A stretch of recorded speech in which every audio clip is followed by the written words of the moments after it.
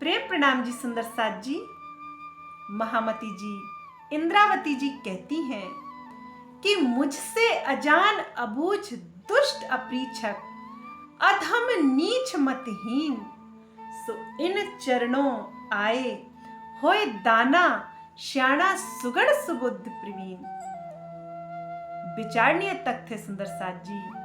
महामती इंद्रावती जी कहती हैं, जो 14 तबक के प्राणियों से सबसे निराली हैं, जिन्हें महामती की पदवी दी गई है, वे कहती हैं कि मेरे समान कोई दुष्ट नहीं, मेरे समान कोई अज्ञानी नहीं, मेरे समान कोई पापी नहीं।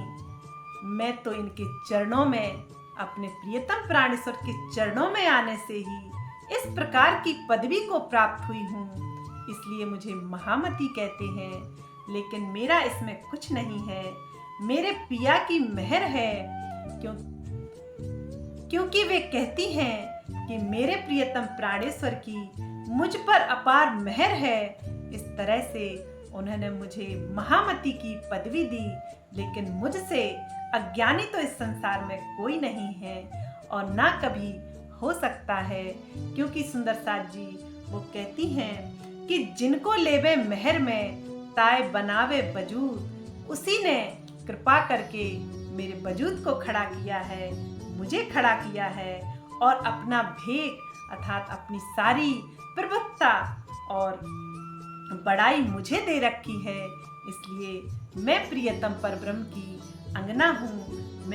लेकिन सुंदर साथ जी, बड़े ही आश्चर्य की बात है, कुछ सुंदर साथ श्री प्राणनाथ जी की वाणी का अध्ययन करके, पढ़ के और तारतम्य ज्ञान देकर स्वयं को श्री राज जी का स्वरूप मानते हैं और सद्गुरु रूप में अपनी पूजा करवाते हैं और अपने चरणों के जल को उन ब्रह्मांगनाओं को पिलाते हैं। सुंदर साथ जी, उस रूप को देखिए, उन महामती के विचार को देखिए। स्वयं को पापी कह रहे हैं, स्वयं को अधम नीच कह रहे हैं। ऐसी महामती जिसको श्री प्राणनाथ जी ने हफ्से में दर्शन देकर कहा कि इंद्रावती, तू मेरे ही नाम से, मेरे ही स्वरूप से तू संसार में विख्यात होगी और तेरा और मेरा अब स्वरूप अलग नहीं है, अर्थात तू नहीं, तू मैं बन गई है, अर्थात तू ही तू है। सारे ब्रह्म सृष्टियों के लिए अब तू ही है।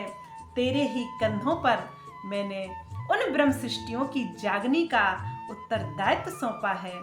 ऐसी महामती जी कहती हैं कि मैं दुष्ट हूँ, मैं पापी हूँ। सुंदर साथ जी, मैं पूछना चाहती हूँ, बीतक साम में या 14 ग्रंथों में कहाँ पर ऐसा वर्णन आया है कि महामती जी इंद्रावती जी ने अपने चरणों को धोकर या अपने चरणों को धुलाकर उन चरणों का जल अपनी ब्रह्म सृष्टियों को, अपनी साथी सुंदर साथ को पिलाया हो?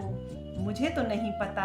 यदि ऐसा हुआ हो तो मुझे चौपाई सहित भेजिए कमेंट में। मैं भी देखना चाहती हूँ कि कहाँ इस तरह की बात आई है जो सुंदर साथ इस समय में दोहरा रहे हैं और सद्गुरु बनकर अब स्वयं को पुजवा रहे हैं।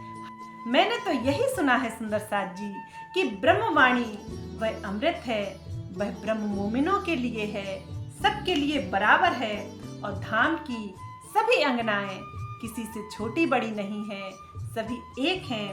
क्योंकि ज्योत से ज्योत जगाते चलो, प्रेम की गंगा बहाते चलो।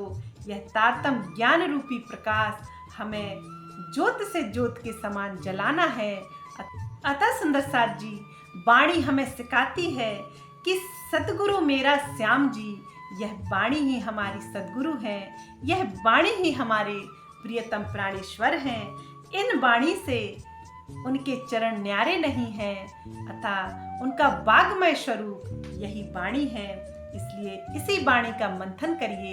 यह वह वाणी है जिससे सभी धर्म ग्रंथों के गहन रहस्य खुलते हैं। जैसे सूर्य से सभी तारे प्रकाशित होते हैं, सभी ग्रह प्रकाशमान होते हैं, उसी तरह से इस वाणी से भी सभी धर्म ग्रंथों के गुह्य रहस्यों को समझा जा सकता है।